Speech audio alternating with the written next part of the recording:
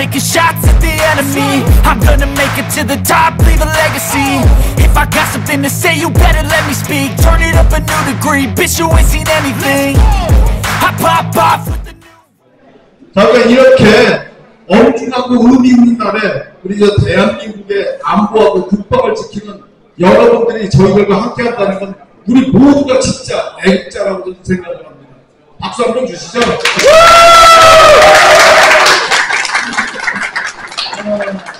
제가 대회상할 때 뭘 얘기를 할까 좀 이렇게 제가 지금 대학에서 미중 갈등 한반도 안보라는 이것도 강의를 해요. 지금 우리 한반도 이 삶의 공간이 굉장히 위험스럽게 돌아가고 있는데 전혀 모르고 있습니다. 그래서 이 대한민국이라는 한반도 지역은 지정학적으로 이제 대륙국가, 중국을 포함한 대륙국가하고 해양국가가 여기서 다 만나는 교착지예요. 다른 말로 하면 중심지역이에요. 이 사이에 있다 보니까 우리가 수많은 고통을 당해왔습니다. 그걸 잊으면 안 돼요. 지금도 똑같습니다. 근데 그걸 지금 믿고 오늘의 번역이 당연히 우리가 그냥 얻은 것 줄 알고 있는데 전혀 그렇지 않다는 것을 참 잘 알고 5,000년 역사를 우리가 한번 돌이켜보면 현재의 이 불안정한 이런 것들이 더 과거에도 있어왔고 현재도 진행되고 있다는 것을 여러분은 아실 겁니다. 오늘날 미국하고 중국이 이제 패권을 잡기 위해서 치열하게 경쟁하고 있는 현실입니다. 그래서 대한민국이 이런 소용돌이에서 진짜 우길 승천할 것이냐 아니면 나라로 떨어질 것이냐 지금이 굉장히 매우 엄중한 상황과 환경이 이 국제사회에서 지금 발생하고 있다 저는 이렇게 생각을 합니다. 그래서 이러한 안보 현실에서 우리 특수지상작전 연구회가 추구하는 게 전술급 제대의 그 전투력 향상에 주 노력을 지어가고 있습니다. 그래서 우리 이런 연구회 목표하고 여기 모이신 여러분들의 관심과 힘이 함께 합쳐진다면 대한민국의 국민 발전하고 굳건해질 것이라고 확신을 합니다. 오늘 우리가 이틀간 이렇게 평놀 방식으로 미니 세미나를 합니다. 오늘은 에어소프트건을 활용해서 군 훈련에 어떻게 도움이 될 것이냐, 이거에 대해서 우리가 고민을 좀 해볼 것이고, 특히 오늘 이 분야에 아주 전문가이신 우리 정찬 배우님께서 함께 해주셔서 너무 감사하다는 말씀을 드리고, 내일은 우리가 전술복장과 군장, 그리고 현재 우리 육군이 특히 관심을 갖고 있는 워리어 플랫폼에 대해서 우리가 한번 토의를 해보려고 합니다. 자, 우리 그 특수지상작전 연구의 지향 목표인 군의 기초와 기본을 세우는데 여러분과 지속해서 함께하기를 바랍니다. 다시 한번 대한민국의 안보와 국방을 그 누구보다도 염려하고 고민하는 애국 전우님들 여기 함께해 주셔서 감사합니다. 감사합니다.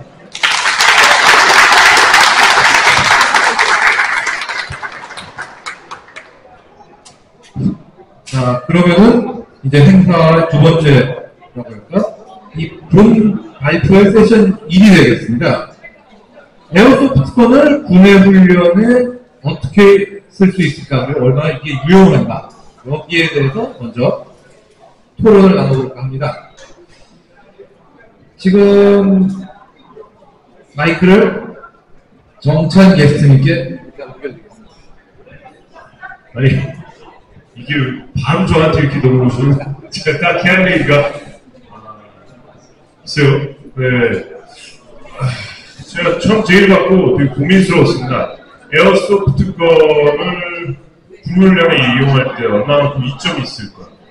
여기 게이머이신 분들은 손좀 게이머. 그리고 난 지금 현역이다. 현역인데 게이머다. 아, 대단하신 분들입니다, 저분은. 현역인데 게이머다. 그러면 사실 제가 뭔가를 얘기하기 이전에 현역인데 게이머다 하시는 분들은 제가 하는 얘기를 다 아실 겁니다. 네. 먼저 첫 번째, 에어소프트건이 군훈련에 도움. 전 두 가지라고 생각해요, 두 가지. 첫 번째는 기초총기 조작. 기초총기 조작을 실총으로 하느냐 아니면 에어소프트건으로 하느냐, 보다 더 안전하게 하느냐 또는 위험성을 떠안고 하느냐, 요 부분이 있긴 하지만 사실 여기 또 양면에 장단점이 있어요. 게이머이신 분들 아까 손 드신 분들 있죠. 네, 게이머들이 갖고 있는 종축이 있습니다.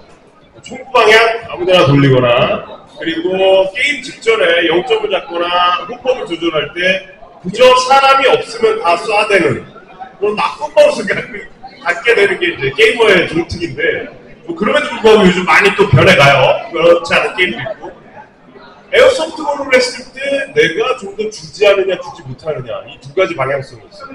그래서 만약에 그 현장이 그 어떤 툴을 이용하느냐에 따라 방법이 바뀌지 않고 어떤 툴을 쓰더라도 총기 4대 원칙을 정확히 지키냐에 따라 교육의 정도가 나뉠 거라고 생각합니다.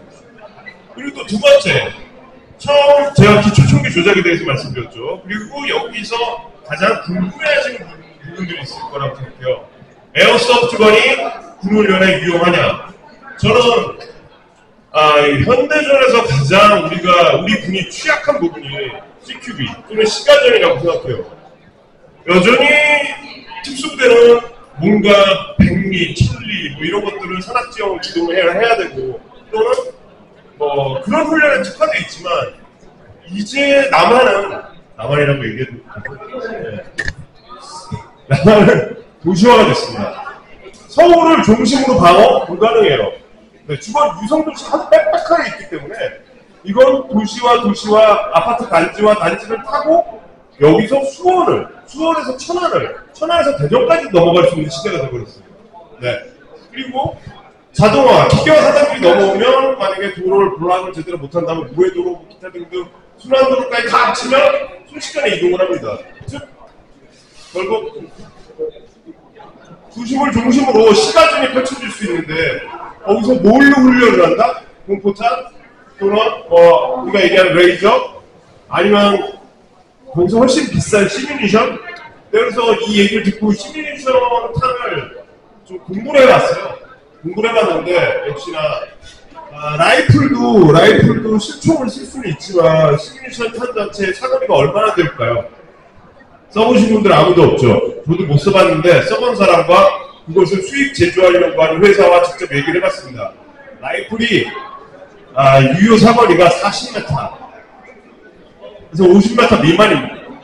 그럼 핸드건은 어떻게 되죠? 25에서 35 이 정도를 생각한다고 해요.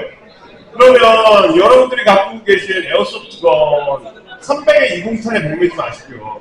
350에 뭐 30, 400에 뭐 36, 뭐 이렇게 생각하신다면 시뮬레이션보다 훨씬 더 먼 사거리를 쓸 수 있죠. 아시는 분들 아실 겁니다. 근데 그런 경우 CQB 교육할 때 에어소프트건을 쓴다면 시뮬레이션 탄이 지금 현재 최저가가 1,000원 이상을 해요. 근데 실제 총기를 운반을 해야 되고 볼트는 또 시뮬레이션 탄 전용 볼트를 사서 써야 돼요. 그럼 우리 대한민국은 총기 소유가 가능한 나라인가요? 가능하지 않아요. 부대간에서 교육장까지 실제 총기를 이동한다. 뭐 국방부에다 신고하고 지역 경찰서에다 신고하고 지역 경찰관 출동해서 같이 동행하고 현장에서 관리하고 만에 거기서도 사고라도 한 번 딱 나는 순간 여기 계신 기자분들이 바로 씁니다. 네, 바로 쓰죠. 야, 이거 훈련 이렇게 해도 되겠냐. 네, 그렇지 않은 방법이 뭐가 있어요? 현재 뭐 GBLS 방식, GBB 그리고 일반 전동권 이렇게 있죠. 네, 이렇게 있는데 그렇다면 한 발당 가성비가 어떻게 될까 해서 뽑아봤어요. 만약에 전동권을 상정해서 전동권이 뭐 대만이나 홍콩제 50만원대나 10만원대 클래스를 한다면 한 발당 비비탄을 쏠 때 배터리 비용하고 충전 비용하고 얘가 한정에 15,000발 정도를 써서 트레이닝을 한다. 그런 비비탄 한 발당 10몇 원인가 20몇 원이 나와요. 네. 가성비가 엄청나게 다르죠. 사거리도 유사하고. 더군다나 훈련이니까 좀비 시비가 있기가 힘들죠. 왜?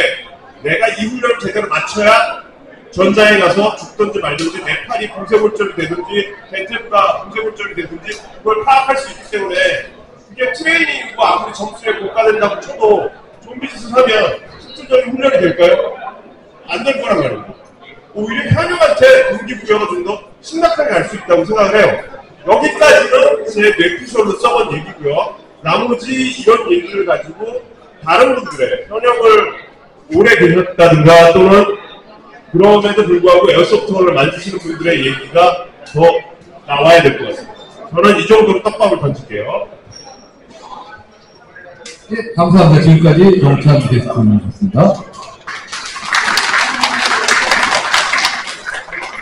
일단 에어소프트건 훈련 효과는 뭐 저도 진행자한테 패널이라 지금 말씀드리자 보면은 이게 무시를 못하는 게 어떻게 보면 마인즈보다 부대간 대한훈련에서 그 사거리 내에서 굉장히 효과가 높은 부분이 있어요. 뭐냐? 마인즈는 아무리 쏴도 내가 뭔가 딱 나와서 나에 맞춘다는 느낌이 없어요. 아예 레이저니까. 그런데 비비탄은 날아옵니다. 그리고 맞아요. 물리적인 특성이 있어요. 그러다 보니까 이게 마인즈 때하고 실제로 비비탄 쏘는 차이가 마인즈를 할 때보다 더 적극적으로 피합니다. 적극적으로 숨어요. 그만큼 실전에서 총알을 피해야 될 때 어떤 감각이 더 사는 거죠. 물론 단 한계는 있습니다. 아무래도 마인즈나 실총과 달리 비비탄 사거리는 뭐 기로에 수십 미터 이렇다 보니까 한계는 있죠. 하지만 사거리가 어차피 제한될 수밖에 없는 CQB라든가 시가전 이런 데서의 어떤 훈련 효과는 무시를 못할 거다 이렇게 생각을 해요. 물론 그렇다고 에어소프트로만 다 훈련을 할 수 있다 이건 절대 아니고 요는 이 분포탄이라든가 이 시뮬레이션 같은 그런 체계는 비싸기 때문에 훈련할 수 있는 횟수가 제한이 됩니다. 하지만 에어소프트는 굉장히 집중할 수 있어요. 심지어 그걸 취미로 해가지고 평소 같으면 안 하던 인원들이 주말에 알아서 할 수도 있고요. 그런 점에서 훈련 효과는 상당히 높다고 생각을 합니다. 자, 그러면 이제부터 세션 2로 갑니다. 해외 에어소프트건의 시장 규모와 군수산업의 관계, 군수산업까지 가면 어떨지 모르겠지만 이 부분에 대해서 한번 김창호 연구원님께 마이크를 넘겨보도록 하겠습니다. 안녕하십니까.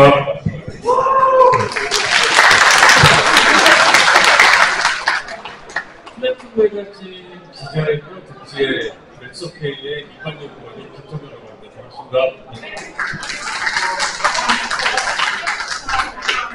여러분, 에어소프트건 혹은 이 에어소프트에 관련된 시장의 전체 규모가 대략 어느 정도일 거라고 생각하십니까?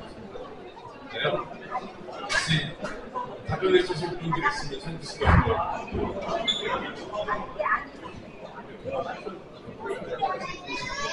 이게 지금 2022년 기준으로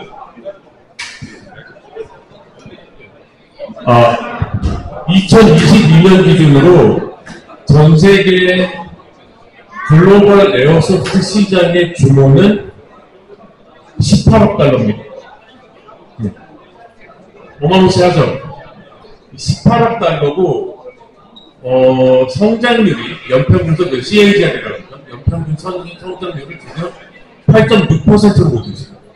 매년 성장하고 있는 시장이고 특히 2000년대 이후로 금을 급격하게 성장을 하고 있습니다. 2000년대 이전까지만 해도 에어소프트 시장의 성장률은 7%를 넘기지 못했습니다. 에어소프트 시장은 일본에서 먼저 시작을 했고 이후 대만을 중심으로 한 동남아시아에서 발전을 하기 시작을 했고 2000년대 초반부터 미국 시장을 중심으로 발전을 했습니다. 그게 지금은 유럽, 남미, 최근에는 중동 시장이 상당히 활발합니다. 시장이 점점 커가고 있고 또 중국 시장, 중국은 여러 가지 법규에 의해서 중국 내에서 게임을 하는 건 어렵긴 하지만 중국 업체들은 여전히 에어소프트건이나 파생 상품들을 많이 만들어내고 있거든요. 이 시장이 앞으로 어떻게 성장을 할 거냐? 제가 좀 자료를 뽑아봤는데 일본의 노무라 연구소나 미국의 이제 이런 마케팅 전문회사의 마켓이라고 하는 데가 이 통계를 뽑아놓은 게 있는데 이거를 보면 2030년이 되면 전 세계 에어소프트 시장은 35억 불을 넘을 것이다. 이렇게 예상을 하고 있습니다. 근데 여기에 이제 문제가 있죠. 그럼 우리나라는 상황이 어떤데? 우리나라는 에어소프트 규제가 상당히 심하죠. 파워 규제도 상당히 심한 편이고, 국내에 지금 여러분 되게 많이 모이셨지만, 거의 보수적으로 통계를 잡았을 때 그런 통계가 사실은 존재하지 않는데, 국내에서 에어소프트를 즐기시는 분들, 그러니까 액티브하게 뭐 매주 게임을 뛰시고 지속적으로 에어소프트건을 사시고 하는 분들은 한 6,000명이 안 될 거라고 얘기해요. 에어소프트건을 한 번이라도 샀거나 집에 어딘가에서 통에 걸려있거나 아니면 장롱안에서 썩고 있거나 하는 분까지 포함을 해도 4만 명 정도밖에 안 될 거라고 얘기를 합니다. 그래서 에어소프트건이 갖고 있는 긍정적인 측면들에 대해서 얘기를 하면서 또 우리나라 시장에 대해서 어떻게 그걸 풀어나가야 되느냐, 이런 과제들도 저희가 한번 생각하면 좋겠다고 생각합니다. 네.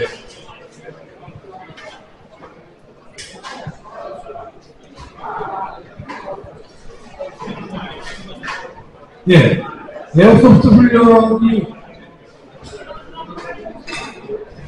여기서 이제 에어소프트 훈련이 왜 필요한가를 다시 한번 말씀드리자면, 일단 아까도 말씀드렸듯이 에어소프트 훈련은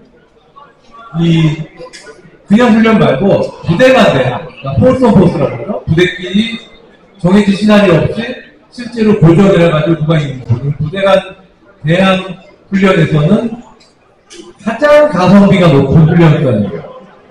아니, 뭐 간단하게 해서 폭탄 한 발만 해서 최소 몇 번이죠? 그리고 아까 언급했던 시뮬레이션 탄, 이거는 뭐 한 발에 싸도 1,000원 단위. 어떻게 보면 실탄보다 비쌉니다. 그러다 보니까 이 공포탄으로 이용하는 마일즈 훈련이라든가 그 다음에 이 시뮬레이션 훈련 둘 다 할 수 있는 횟수가 상당히 제한되어 있어요. 사실 마일즈 공포탄 같은 경우는 또 공포탄만 써서 끝나는 게 아니라 총에라는 마일즈 장비들도 붙여야 되지 않습니까? 아무리 그거는 뭐 한 번 사면 오래 쓰는 거라 그래도 처음 도입할 때 도입비 장난 아니게 들죠. 그 다음에 또 한 세트라도 망가지면 한 세트 수리비가 얼마나? 못해도 몇십만 원, 뭐 조금만 해도 몇백만 원, 계속 몇천만 원까지 합니다. 사실 과학화 훈련장에서 뭐 장비 타보냐 이런 것 때문에 그 유지보수 관련으로 억 단위가 깨지는 데가 아마 적지 않을 거예요. 그런 걸 감안하면은 이런 이 에어소프트가 아닌 체계의 어떤 훈련의 비용은 굉장히 비쌉니다. 그러나 에어소프트는 비비탄과 가스 혹은 전기 어마어마하게 싼 이것만 가지고 훈련이 가능하고, 또 많은 경우 이 훈련 생활의 선기가 에어소프트건이죠. 우리 일반 보이는 되게 비싸게 느껴질지 몰라도 지금 K2가 한 병에 80만 원 넘는 시간이에요. K2 시원이. K2 시원 100만 원 넘는다. 그러니까 129만 원. 이런 상황에서 에어소프트건을 군용으로 납품하면 사실 이게 비싼 게 세금이나 뭐다 뭐 업체만 이런 것들이 되게 비싼 건데, 훈련적으로 대량으로 납품하면 그렇게 안 비쌉니다. 즉 여러모로 경제성이 높다는 거죠. 반면 그러면 이게 반면 전에 즉 훈련 횟수를 비약적으로 높일 수가 있어요. 그리고 자주 하는 훈련만큼 효과가 높은 훈련은 없습니다. 그리고 또 하나, 아까도 말씀드렸지만 에어소프트건은 다른 체계와 달리, 그러니까 공풀탄과 달리 탄이 날아와서 나한테 맞는다는 감각을 느낄 수가 있어요. 그렇기 때문에 탄이 날아오니까 난 피해야 된다는 거를 굉장히 인스팅트로 익힐 수가 있고요. 마인드는 사실 내가 맞는지 안 맞는지 삐 소리가 나야지 느끼는 거고 느낌이 없어요. 그렇기 때문에 아주 자연스럽게 회피와 은신, 은폐라는 거를 배울 수 있게 됩니다. 그런 면에서는 굉장히 효율 효과가 있다고 생각하고, 물론 단점도 있긴 합니다.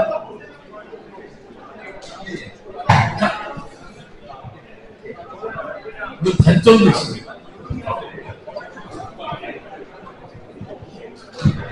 원래 나는 별로 얘기를 안 하려고 했는데 내가 한 가지 좀 큰 차원에서 얘기를 할게요. 어떤 것을 법제화해서 적용을 하느냐 안 하느냐는 제일 먼저 따져볼 때 전투력 향상에 이게 도움이 되느냐 1번. 두 번째, 이게 비용 대 효과 측면에서 어디가 더 크느냐 뭐 이런 것들은 봐야 돼요. 또 세 번째는 왜 이게 진짜 우리 전술급 제대에 썼을 때 도움이 되느냐 이 세 가지를 봐야 돼요. 제일 먼저 보면 내가 2009년도에 마일즈를 KCTC에서 대령을 달고 뛰었어요. 직접 뛰어봤는데 한 이틀 지나서 죽었어요. 근데 왜 죽었는지 몰라. 다 끝나고 나니까 이렇게 분석을 해주더라고. 분석. 그래갖고 언제 죽었다 기억도 없어. 내가 뭐하다 죽었는지는 몰라. 그러니까 일반 부대가 훈련을 하면 더 그래요. 병사가 내가 지금 난 열심히 했는데 죽었대. 나중에 보니까는 분석만 하는 거야. 그리고 그걸 병사한테 전달을 해주느냐? 전달도 안 해줍니다. 이게 지금 가장 큰 문제예요. 왜 그러냐? 폭격에 맞아서 죽었대. 그렇게 그 병사한테는 전혀 도움이 안 되는 겁니다. 그래서 실제 요 서바이벌 때 요거는 조금 제대로 남성적으로 할 수 있지만 근데 일단 내가 맞고 내가 맞지 않게 해서 피해야 된다. 이게 가시적으로 보여요. 그래야지만 내 전투 기술이 는다는 거죠. 그리고 요즘 우리 군 기간이 짧은데 내가 지금 야전에 얘기를 들어보니까 365일 중에 거의 300일을 훈련을 한다는 거라고. 왜? 훈련을 하라 그러니까 지금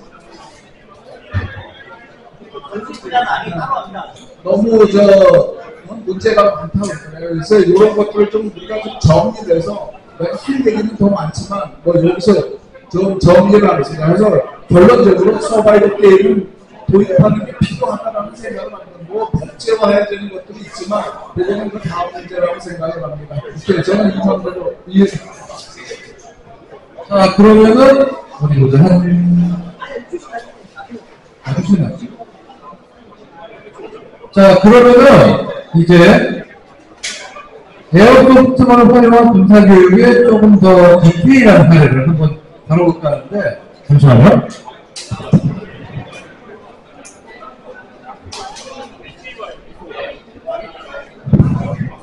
예, 마이크 번호 잡았습니다. 특수지상대책연구의 문영철 연구원입니다. 여러분들 반갑습니다. 네, 약간은 이야기가 단편적으로 흘렀어요. 그러니까 일단은 마무리를 좀 끊고 자기 주제를 전환을 할 건데요. 우선 그 경제적인 측면의 이야기에서 자꾸 전술적으로 이야기가 좀 끝나갔습니다. 산업적인 측면에 대해서 왜 이게 에어소프트건은 이 관련되어 있는 군사문화 산업을 활성화시켜야 되느냐 분야를 한번 예를 들어보겠습니다.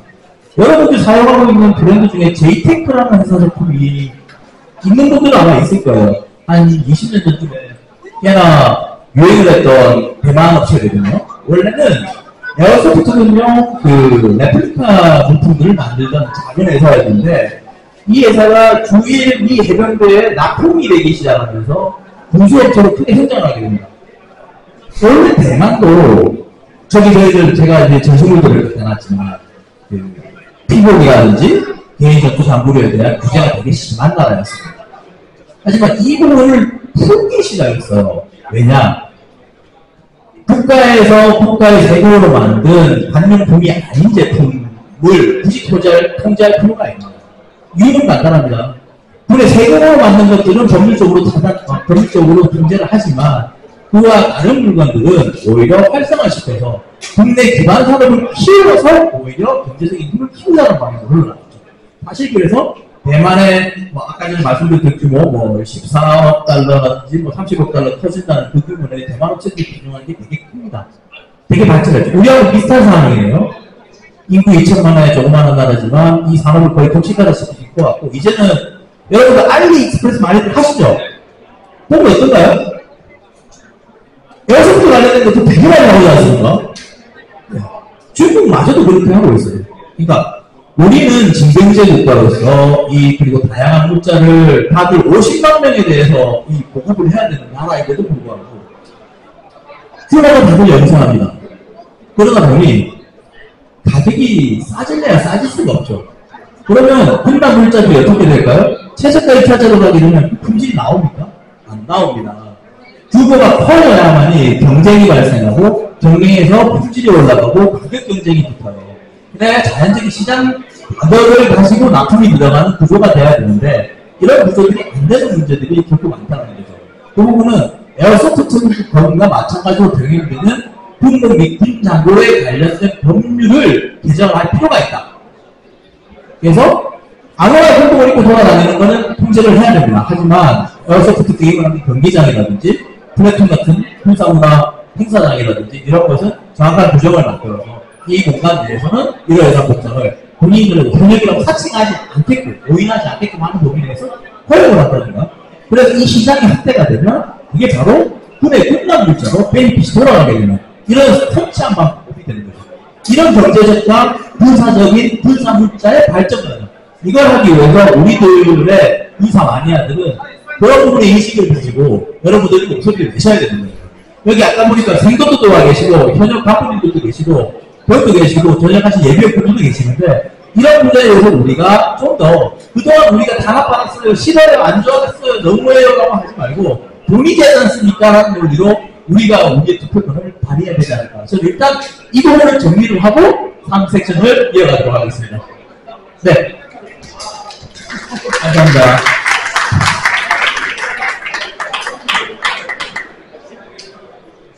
마이크 잡는 얘기 있습니다. 산업적인 측면에서는요, 여러분들이 아실지 모르겠지만 K2를 만들었던 STS라는 업체는 이미 아마 HP 방식으로 K2를 만들어서 국내 납품이 들어가 있어서 몇십 정 운영하면서 그 군제대 내에서 그 에어소프트 건으로 트레이닝을 하는 걸로 알고 있고요. 현재 이제 좀 고가지만 GBLS사 같은 경우는 SF, 스페셜 포스 쪽 내에서 총기 렌탈이 가능한 시스템으로 돌아가고 있죠. 뭐 우리 제대로 HK416을 써. 그러면 그 렌탈 주세요. 그러고 20짜리가 실경비만 받고 렌탈이 들어가고 있는 시점이고요. 그래서 중소기업들이 몇 개 없는 기업들 중에 그렇게 현직에 있는 현업 부대에서 트레이닝으로 쓰고 있어요. 근데 저는 이제 아마추어 슈터이자 에어소프트 게이머로서 얘기하자면 좀 안타깝게 쓰죠. 아직까지 에어소프트 건에 대한 효율적인 상황을 잘 몰라요. 군도. 자기네가 원하는 탄착물과 그런 사거리의 밸류가 나오려면 스프링 압도 올리거나 HP 공기압도 올리거나 거기에 맞춰서 중량탄을 써야 되는데 아직도 게이머 중에 한 50~60%는 300의 이동이 틀린 줄 알다 보니까 업체에서도 그렇게 들어가고 군에서도 이렇게 알고 운영을 해요. 근데 사실 이국탄 같은 경우는 시간에서 25만 천 원 넘어가도 휘어요. 이렇게 바람 불면. 근데 이제 우리나라 시가지 훈련장은 실내가 아니란 말이죠. 전부 야외예요. 네. 그러다 보니까 그런 부분은 좀 아쉽지만 그럼에도 불구하고 현재 크게는 두 가지 업체가 이렇게 납품해서 물건을 돌리고 있더라고요. 그리고 하면은 꾸준히 없이 렌털 사업을 하고 있고. 네. 하여튼 대한민국 시차는 아직까지 여기 이 정도입니다. 원래 그 제3섹션은 저하고 김찬현 군이 발표를 같이 토의를 하기로 했지만 제가 일단 여러분들께 소개를 해야 될 필요가 있을 것 같습니다. 이 군에서 상당히 많은 노력을 하셨던 장교분이셨고요. 지금 이제 박승영 예비역 소령님이십니다. 특전사에서 이 에어소프트 건을 가지고 어떻게 활용할 수 있는지 그에 대한 다양한 데이터 이런 추측들을 축적하실 때 되게 많은 공헌을 하셨고 지금 이제 예비역으로 활동하고 계신데 이 군사적 활용 부분에 대해서는 박승영 선생님이 가장 전문가시기 때문에 제가 마이크를 넘기도록 하겠습니다. 네, 예비역사를 마칩니다. 먼저 그 자리 기회 주시면 감사합니다.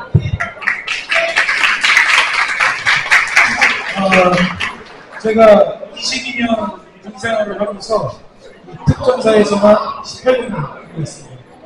생도 상사하고 생도 2년, 보병 소대장 1년, 교육장교 2년을 제외하고서는 특전사를 했었습니다.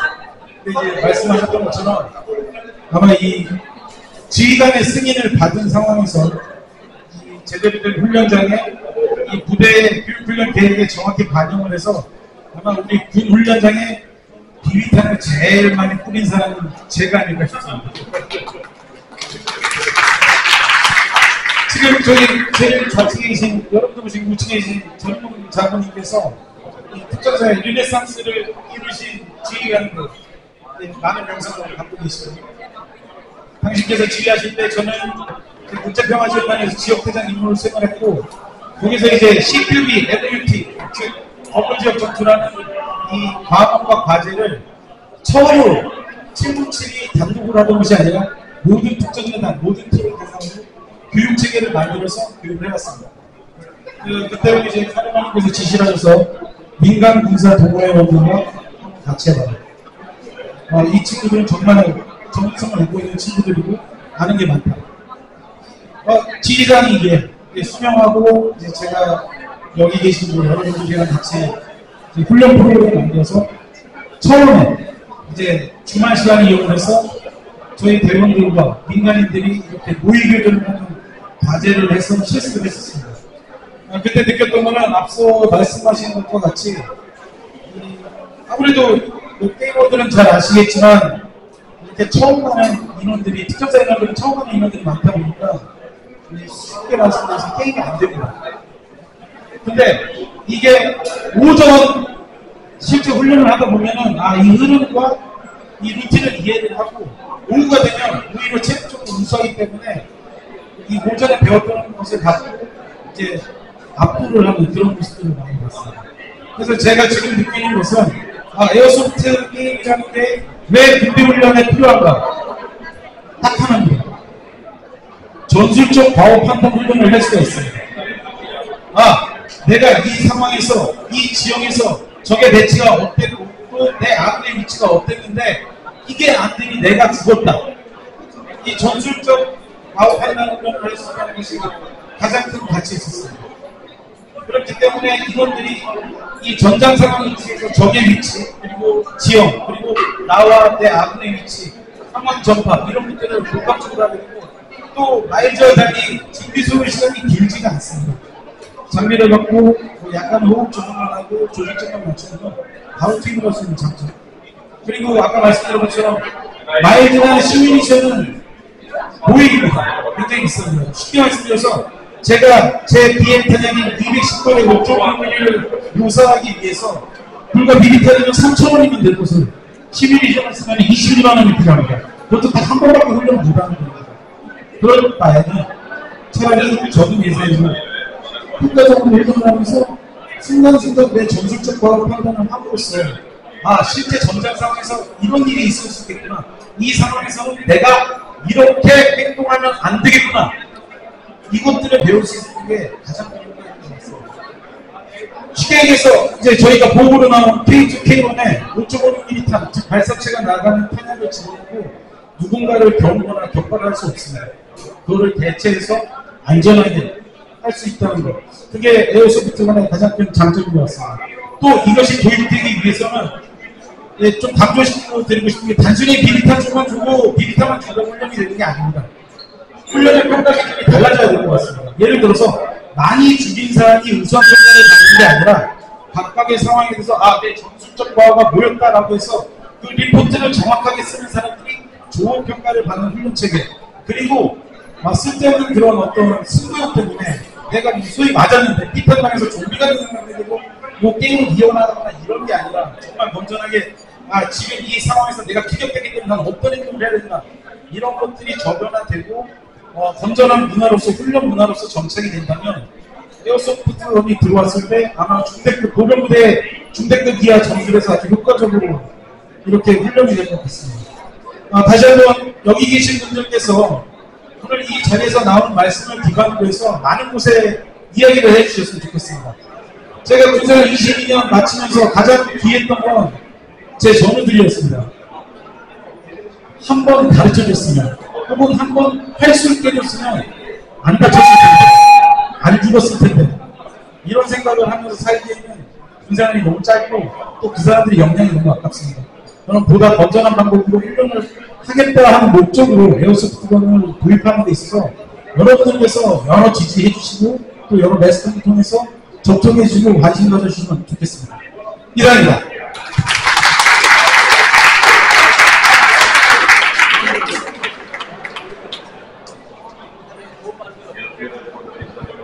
좋은 말씀 정말 감사드립니다. 군사적인 측면에 대해서 구체적으로 제가 조금만 몇 가지 이렇게 말씀드리자면, 이런 훈련의 평가라든지 데이터의 축적이나 이런 것들은 사실 대한민국에서는 박승경 체력 이상 이렇게 싸운 군인은 없습니다. 저는 이제 다른 측면에서 군사적 방향을 볼 때, 지금 우리 현재 상황이에요. 결국 인구 절벽 현상이 이미 다가왔고, 돈을 기피하는 현상이 되게 심해지고 있는데, 우리 역사적으로 봤을 때 이건 뭐 예전에도 그런 일들이 많지만 스포츠를 통해서 정예 장병 자원을 확보하는 방법들이 있었죠. 뭐 비유가 적절치는 모르겠지만 독일 같은 경우에는 청소년 라이브 팀이 결국 공부 루프트 마트가 되는 방식이 됐다든가. 그래서 지금 여기 어린 친구들도 되게 많습니다. 이 친구들이 건전한 스포츠로서 여러 스포츠들을 접하고, 그렇게 돼서 아까 박승현 선생님이 말했던 그런 토대 내에서 교육을 받게 되면 우리가 차후 후속된 예비전력 자원이나 이런 것도 되게 확보할 수 있지 않을까라는 내용으로 이번 세션을 좀 정리를 할까 합니다. 차후 진행은 여러분들께 마이크를 넘겨서 궁금하신 점들 질의응답 받고, 마지막에 전인권 고문님의 종평 후에 그리고 여러분들 원하시는 대로 사진도 찍으시고 저희가 판매하는 우리 랜서 게임 패치도 구매해 주시길 바랍니다. 감사합니다.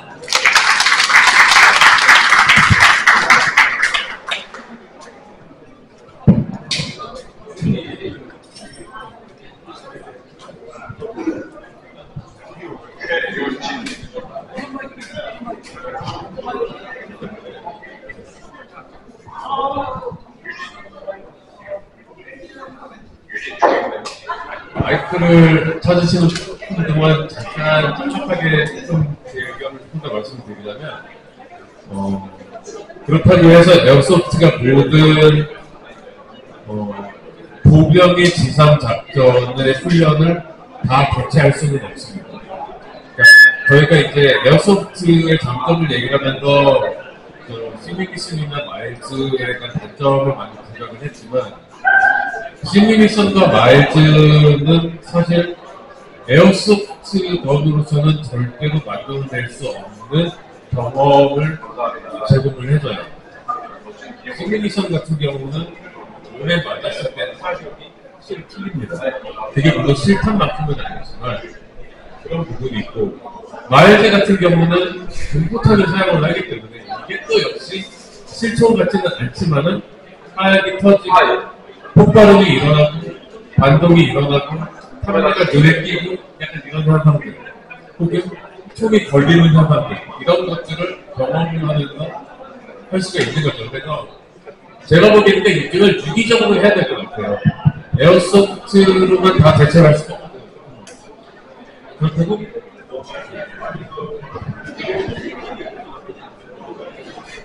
자, 이제 질의응답 시간 받겠습니다. 네. 자, 저희가 죄송합니다. 보이는 거 드렸는데. 자, 질의응답 하시고 말씀드리겠습니다.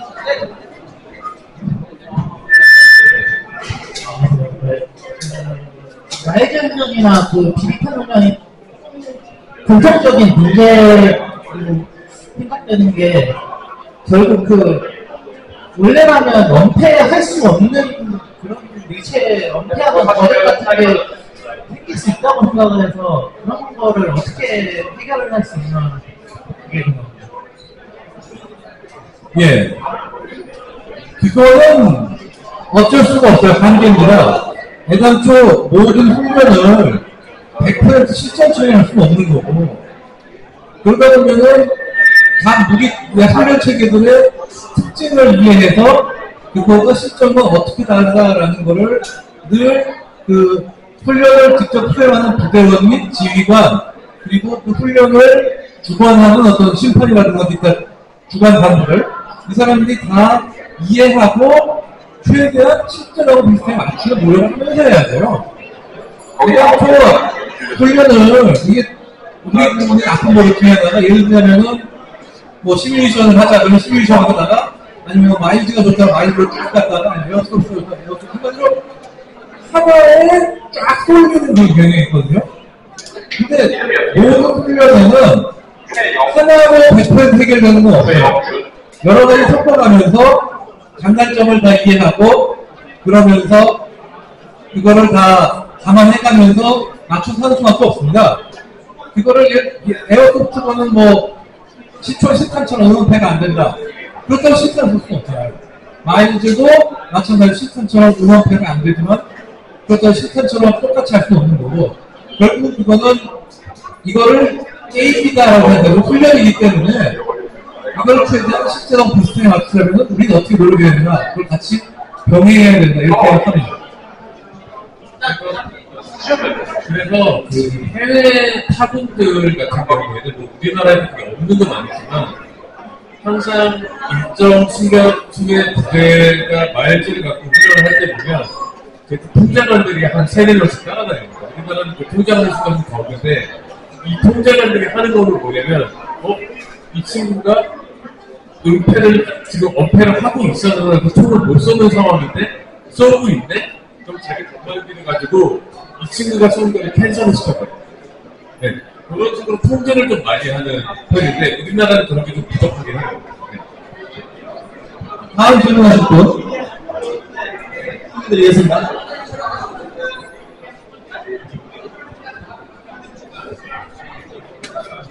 예. 이걸를 이제 실질적으로 뭐 현역들이 뭐 에어소프트건을 그걸 이용해서 하는 그런 경우였는데 지금 우리 예비군 훈련사관은 제일 훈련하는 문제가 이제 기본 실사력하고 뭐 이렇게 하는 게 있는데 그거에서 지금 실질적으로 사람들이 그냥 그 영점 착용만 하고 끝나는 수준에서만 머물고 있거든요. 근데 이것 자체가 아예 그 예비군 훈련장으로 들어가서 여러분이 들어가 이렇게 활동을 할 수 있는 방안 같은 것도 어느 정도 생각해야 되지 않을까 그런 것도 좀 필요할 것 같은데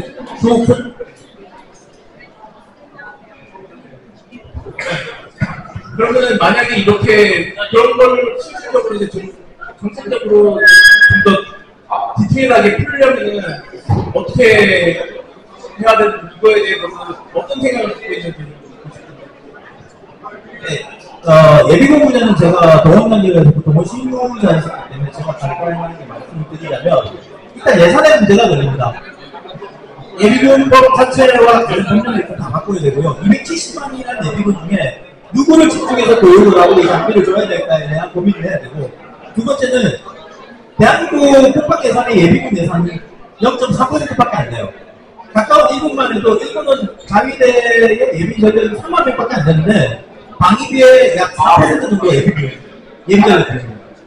그래서 우선 이걸 하려면 예비군 예산과 그리고 관련 예비군 법령을 일단 우선적으로 바꿔야 되고요. 그리고 아까 말씀드렸던 전문화되는 아까 앞에 계셨던 박승용 소령이나 이런 전문 교관분들이 많이 확보가 되어야만 이 문제가 일반 예비군에서 확대될 수 있고 일단 과도기적인 부분에서는 제가 제 개인적인 견해지만 이미 대만 같은 경우는 상당히 이게 부흥이 되어 있어요. 중국의 어떤 위기 때문에. 그래서 사설 게임장을 통해서 거기에 있는 분들이 에어소프트건에 대한 전반적인 것을 교육하는 쪽도 많이 하셔서 이거를 교육받은 사람들이 예비군 교육에 수시만 말도 안 되는 사이버 교육 이런 거 하지 말고 차라리 그걸 예비군 교육에 몇 시간에 반영을 해준다. 이런 방향의 정책 방향이 나와주면 좀 더 건전한 방향으로 발전할 수 있지 않을까 생각합니다. 감사합니다. 네, 또 질문 있으시고요. 네.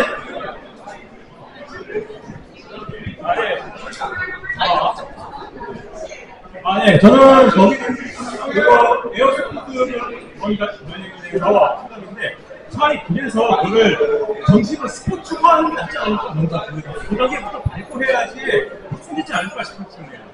그러니까 그래서 왜냐면은 그 무대 내에서 정식적으로 이제 일반적인 스포츠로 자리 잡아야지 이게 이제 유용함을 이렇게 설득을 할 수 있지. 처음 현재 보면은 이제 일반적 대중이 싶으면은 장난감 쳐가지고 뭐하는 짓이야 이런 소리를 하거든요. 지금 아버지 어머니 세대다 그렇게 생각하시고 그런 생각이 아직도 제 나이 때 사람들도 장난감 쳐 이런 식으로 생각하시죠. 그래서 차라리 이거를 정식으로 스포츠화해가지고 그걸 정기적으로 자주 하다 보면은 결국 훈련에 에어소프트건을 통한 훈련이 도입할 수 있겠구나 이런 아이디어가 그래서 스포츠로 먼저 그래서 단지 스포츠 투표를 이걸 자료하다 보면 저희가 좀 됐습니다. 어떻게 생각하십니까? 네, 좋은 의견이십니다. 우선은 제가 이 질문에 대해서 제가 좀 자청해서 답을 드리겠다고 한 이유는 훈련은 스포츠가 아닙니다. 다시 말씀드리지만 훈련은 그 임무를 수행하는 데 있어서 일어날 수 있는 어떤 상황에 대한 조치를 배우고 체험하고 거기에 따라서 미흡한 점을 보완하기 위한 거지 절대 스포츠나 게임이 될 수 없습니다. 다시 말씀드리지만 아까 제가 에어소프트를 이용한 전술훈련을 시작할 때 어떤 사람이 나는 7명 잡았어, 난 4명 잡았어, 난 그냥 죽었어. 저는 차라리 이게 나와서 난 그냥 죽었어. 내가 아까 저 언덕을 올라갔는데 좌측 능선에서 기관총인 걸 못 봤어. 그래서 우리 동료가 다 죽었어. 그러면은 지형을 보냈을 때 나는 이 하단으로 가는 게 맞았을 것 같아 라고 얘기를 하는 그 훈련 받은 거는 가장 효과적인 훈련을 받은 겁니다. 이게 스포츠다, 게임이다. 말은 좋습니다. 정복시키기 편할 것 같습니다. 하지만 정복이라는 말에 들어가 있는 함축된 얘기는 뭐냐면 누군가가 여기에 대한 소요를 제기를 해야 됩니다. 이게 필요해요. 자, 두 번째는 이게 왜 필요할까에 대한 운영 개념을 설명을 해야 됩니다. 우리는 이런 목적으로 이렇게 하기 위해서 이게 필요합니다. 그러면은 이제 소요량을 판단을 합니다. 얼만큼 필요한 거야? 그럼 예산을 확정하고 오케이, 이게 필요해, 가치가 있어, 준비 계획 혹은 어떤 계획에 포함이 돼서 이게 추진이 되는데 이게 사이클적으로 통상 전력지원체계일 겁니다. 훈련 장비라서 무기체계는 지금 전력지원체계가 3년 이상이 걸립니다. 그러면은 그 사이에 또 지휘관이 바뀌고 실무자가 바뀌고 하면서 아마 과거의 안 그대로 정상적으로 추진이 된다고 해도 혹은 중간에 이게 필요한 거라고 또 방해를 받는다면 더 늦어질 거예요. 그래서 현실적으로 지금 저희 모 부대에 이제 시가지 훈련장이 잘 돼 있습니다. 지역 훈련 장비로 바스 70종이 들어갔습니다. 그런 경우는 어떻게 되는 거냐? 이제 구룡 예산을 재투자해서 구입을 하게 됩니다. 그렇다고 하면 저희가 투자해서 가는 방법이 있는데 하나는 아까 말씀드렸던 스포츠나 게임의 논리보다는 훈련에 대한 목적으로 명확하게 운영 개념과 소요량을 판단해서 중기 계획으로 추진이 돼야 되고 그 사이에 기묘 사업에 대해서는 아마 이렇게 구룡 예산에 대해서 교육실무자 혹은 지휘관들께서 더 관심을 갖고 적극적으로 한다면 적용은 좀 쉬울 것 같습니다. 다시 말씀드리지만 여러분들이 필드에서 이 현역들과 만났을 때 여러분들 게이머들의 장점을 아십니까? 상황을 판단하고 이 지형을 보고 내 전우랑 2명 있을 때 3명 있을 때 이게 공식화되어 계십니다. 지금 이 상황이야, 네가 이거 써면 내가 이렇게 바꿔. 말 안 해도 됩니다. 딱 교체 보는 순간 이 민간 동호회분들은 그거를 구사를 하십니다. 그래서 제가 너희들 이거 한번 잘 봐봐. 우리 대원들한테 이거 잘 봐. 저 사람 이렇게 하고 있어 라고 얘기했던 부분이 그거지. 목적 자체는 스포츠와 게임이 아니라 훈련 목적을 달성하기 위한 것인데 레저 스포츠로서 또 스포츠로서의 전문적인 어떤 경험치와 이 노하우가 있으시지 않습니까? 그거를 배우라고 했던 거예요. 그래서 그 점에 대해서는 좀 한번 다시 생각을 좀 하시고 이제 자칫 스포츠 게임이라는 용어가 어느 순간 끼는 순간 아까 말씀하셨던 것처럼 누군가는 왜 장난감 촉사 이것도 나옵니다. 저희는 접근을 좀 더 진중하게 어떤 사람들이 이의를 제기 못하는 방법의 논리와 현명한 단어를 써서 이렇게 추진했으면 좋겠습니다. 제가 이거를 추진하면서 정말 어려웠습니다. 그 이후에 제가 이제 CPB 교육 말고도 여러 동호회나 군 안에 전투발전 동아리나 이런 걸 만들어서도 계속 전통을 했었습니다. 인간인데 많게는 500명까지. 제가 개인적으로 500명 단위 전국전 해본 사람 저밖에 없습니다. 그것도 수차례 했어요. 오는 분들 인적사항 다 확인하고 보안사업서 다 쓰고 물론 불미스러운 일이 있었습니다. 정말 말도 안 되는 그런 일이 있어서 해프닝이 있어서 그 행사 다 없어졌습니다. 안타깝습니다. 이게 직접적으로 보여지고 또 지휘관님께서도 느낄 수 있고 여기 활동에서 뛰었던 특수자 요원들이 이거 정말 필요합니다 라고 말을 할 수 있는 그 장마당을 없애버린 사람이 있어요. 몇 마디가 아닙니다. 엄청 오늘합니다. 답답하고. 근데 본질 자체는 좀 안 알려줬으면 좋겠어. 질의응답 시간이라 조금 이번 훈련과 게임은 스포츠는 다르다는 이야기가 핵심이신 것 같습니다. 예. 또 다른 질의사항이 있으십니까? 예, 에어소프트건을 제대로 관리를 하려면 이것저것 신경 쓸 때 상당히 많은 것으로 알고 있습니다.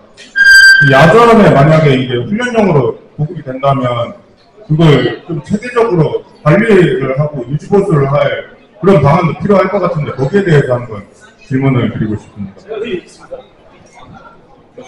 사실 의외로 어려운 부분이 아닌 게 에어소프트건이 뭐 GBP건 전동건이건 간에 구조가 물론 실천보다 복잡하기는 하지만 아주 미친듯이 난이도가 높은 게 아니거든요. 그러니까 그거에 대해서는 뭐 해당 부대가 어느 뭐 메이커에 어떤 형태의 뭐 이렇게 전동건의 GBP를 사용하느냐가 결정이 되는 거면 그 부분을 정비를 하는 인력은 팀을 내요. 아니면 혹은 그 해당 업체의 외주 인력이 가고 상주 훈련 기간 동안 상주를 하거나 그런 식으로 대응을 하는 거기 때문에 그 부분에 대해서는 특히 어렵지가 않아요.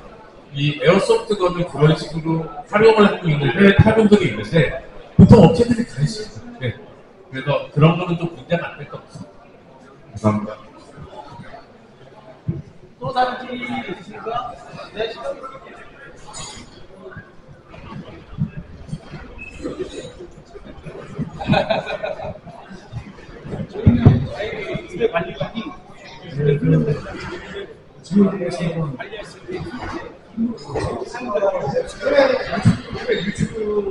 마이크를 바짝 끄면서 이야기해요. 목소리가 안 들립니다. 제가 해외 유튜브 쪽으로 해외 에어소프트 게임의 예시를 하는데 여기서는 해외 유럽권이나 이런 데서는 그 중장비까지 보완해서 이렇게 에어소프트 게임 훈련을 하는데 혹시 우리나라 사정상 그 예를 들어서 사리자동차 이런 거 조금만 배려해서 중장비까지 보완해서 에어소프트 게임을 진행하는 건 우리나라 사정상은 좀 어려운 거예요. 만약에 된다면 그 훈련으로 된다면 지각장비라고 좀 보완한다는 게 좀 어려운 그게 가능한 것 같습니다.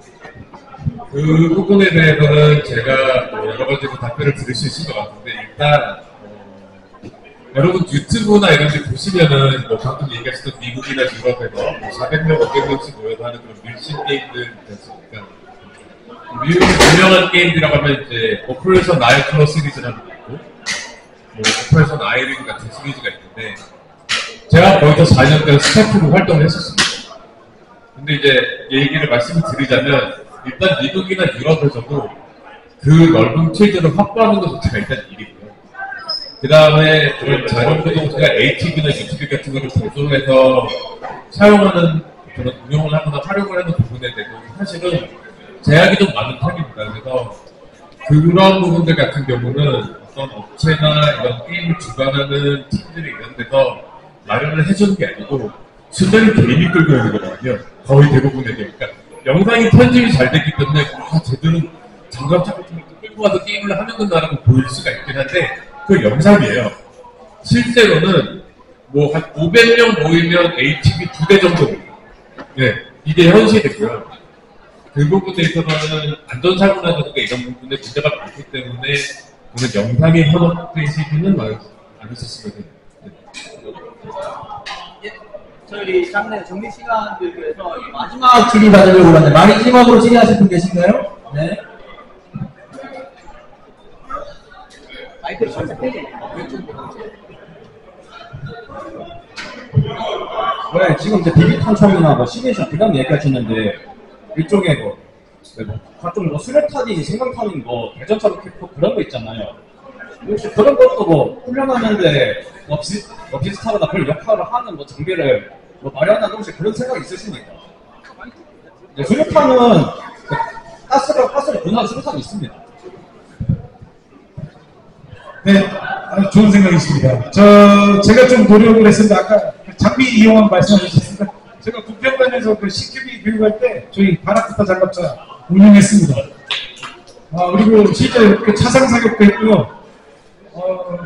그리고 지금 말씀하신 거 전적으로 동의합니다. 이 전투 장비는 통신 장비, 감시 장비, 그리고 유탄, 수류탄, 연막탄 이런 것들을 모두 다 적용을 해서 하는 게 가장 효과적인 훈련이 될 거라는 의견에는 적극적으로 동의드립니다. 그리고 실제 현장에서도 저희는 이제 비비탄을 이제 소총탄으로 묘사를 했지만 실제 그 민간인들께서 오셨을 때 연막탄 그리고 이제 수류탄 이런 것들도 지급을 해서 실제 동일하게 훈련을 했었습니다. 예를 들어서 실내 어떤 격식에 먼저 선점을 하고 있는 상황에서 저희가 이 수류탄이 투척돼서 터지면 이 방 안에 있는 분들은 모두 다 전 세상 당한 걸로 간주하겠습니다. 다 동의를 얻고 그렇게 훈련을 했었습니다. 그거는 이제 훈련뿐만이 아니라 이제 저희가 이제 밀리터리 스포츠로서의 그런 그 추가적인 장비나 탄약, 편제 장비, 편제 물자 이런 것도 적용이 된다면 더 효과적으로 훈련이 될 것 같고 이분도 이제 여기 이 자리에 계신 현역들 분께서도 아마 또 접목을 하시고 노력하실 겁니다. 그때도 이거 꼭 반영하셔야 될 것 같습니다. 참고로 제가 전역을 하고 지금 연합합동 특수작전연구소 차리마이클이라는 연구소를 개소를 합니다. 이제 지금 뭐 말씀드리면 이제 무장함비 미국에서 사와서 지금 준비하고 있고요. 뭐 ATV하고 뭐 케네디집 이렇게 해서 다 준비하고 있습니다. 그래서 여러분들 특수타격작전에서 2, 3지대 방어작전이 가급적 정밀하게 묘사되는 필드를 준비하고 있으니까요. 기대해 주십시오. 즐겁게 해드리겠습니다.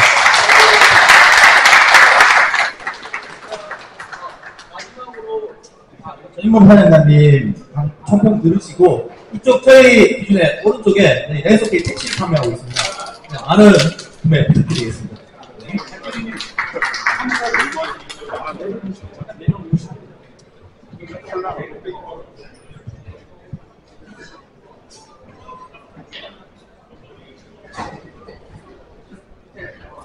여러분 반갑습니다.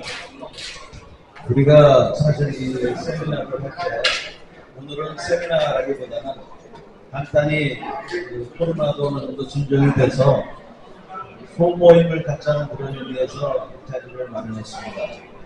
그래서 좌석도 한 20개 정도면 적합할 거라고 생각했는데 아까 한 50명까지 이렇게 지금도 3, 40명이 이렇게 있는 모습을 보고 여러분들 정말 멋있다고 생각합니다. 제가 멋있다고 생각하는 이유는 여기 보면 이거 대만이에요. 한국 광복법인에서 위해병대 저것도 한 7, 80년 되는 곳에서 또 아까는 위해병대 50년 전에 거기서 특수정부대 오늘 내일 여러 가지 여러 나라의 우리나라를 중심으로 하는 그런 모습들을 재현을 하는데 돈도 돈이지만 저희가 나름대로 굉장히 연구를 하고 또 노력을 투자를 했을 겁니다. 여러분들은 어떠신지 모르겠는데 제가 어린 시절에 여러분들처럼 그런 걸 하면 주변에서는 이상한 놈이라고 핀잔을 주거나 또 선배들은 뒤통수를 때리면서 너는 이상한 놈이야라고 했습니다. 그런 선배들이 장군이 되고 위치에 가면 어떤 줄 아십니까? 쥐뿔도 몰라요. 총이 앞으로 나가는지 뒤로 나가는지도 아무도 모릅니다. 이걸 어떻게 쏘는 거야? 이러는 사람들이 장군이 되는 거예요. 그러니까 우리 오늘 여러분들 중에 이 비비탄 총이 훈련에 이용할 거라고 굳이 설명을 들어야 될 사람 한 사람이라도 있습니까? 없죠? 우리 주변에는 총을 무서워하는 사람들도 많아요. 그렇기 때문에 그런 사람들한테는 이 비비총 저 같은 사람이 봐도 이게 실총인가 아닌가 알지 못합니다. 눈으로. 여러분도 다 마찬가지예요. 거기에 컬러 파트가 없으면 이게 진짜 총이다 이게 가짜 총이다 할 수가 없어요. 들어봐도 알 수가 없어요. 오로지 공자를 시켜봤을 때 이게 진짜 총이 아니구나 라고 알 수 있어요. 이런 총을 통해서 많은 사람들한테 총을 무서워하지 않고 총을 무서워하지 않는다는 건 뭡니까? 총이 파괴력이 있고 사람을 죽인다는 걸 무서워하지 말라는 게 아니라 총을 다룰 줄 알도록 만든다는 겁니다. 총을 다룰 줄 알면 안전사고가 그만큼 안 나는 거예요.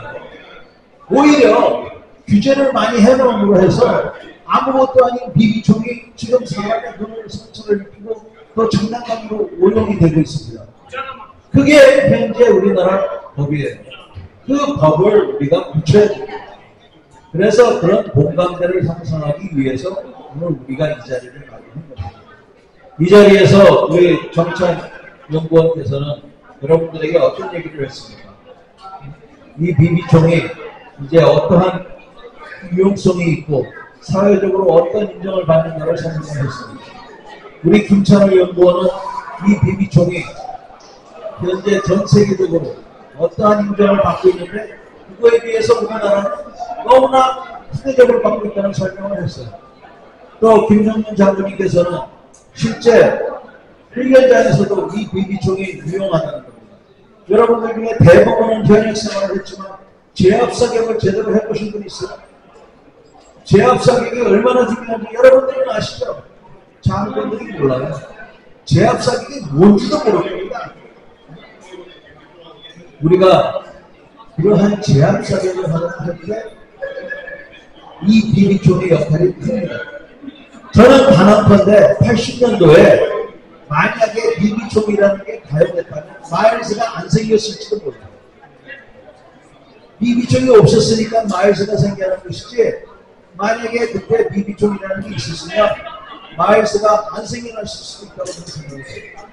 그러한 부분을 우리가 박승명 소령, 예교 소령이 설명하였습니다.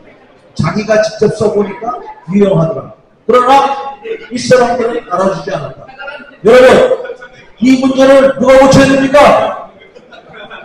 누가 고쳐야 됩니까? 우리가 고쳐야 됩니다. 우리가 고쳐야 돼요. 우리가.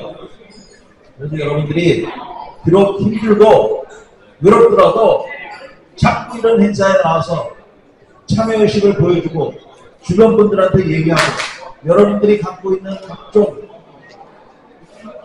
여러분들의 마음이 가는 그러한 그 장비를 뽐내고 사람들에게 자랑도 하고 사람들에게 설명도 해주세요. 그 많은 복장 중에서 왜 하필이면 이거를 여러분 우리 이름이 뭡니까?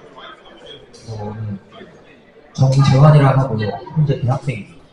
우리 재환이 대학생은 왜 이 광복권 복장을 입었어요? 제가 원래 독립군사를 테마로 밀리터리 코스프레를 하는 게 취미인데 오늘 플래툰 컨디션도 있어서 광복권 복장으로 출판을 이겼어요.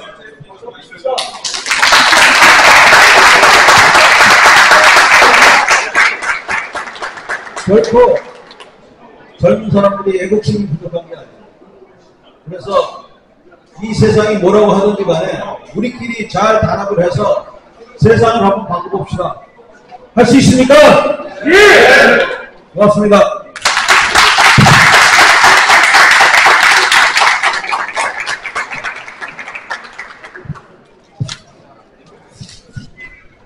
자, 일단 이것으로 오늘의 세미나는 끝을 내겠습니다만 오늘이 있다는 얘기는 내일도 있다는 얘기죠.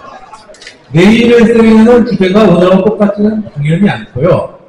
내일은 이 개인 장비 및 무료 플랫폼 이쪽을 중심으로 가는데 지금 이쪽에 보시면 전시하는 것들 그냥 전시하는 것들이 아닙니다. 지금 한, 중, 일, 대만도 있나요? 예. 네 나라의 지금 유니폼과 저기 플레이스키를 특히 중국하고 일본은 아마 국내에서는 거의 여기서 처음 보는 분들이 많을 거예요. 잘 보시고 내일 다시 오셔가지고 그럼 여기에서 저희 연구에서 어떤 얘기를 할지 한번 잘 생각해 보셔도 좋을 것 같습니다. 그러면 혹시 내일 오실 수 있는 분들은 내일 또 뵙도록 하겠습니다. 감사합니다.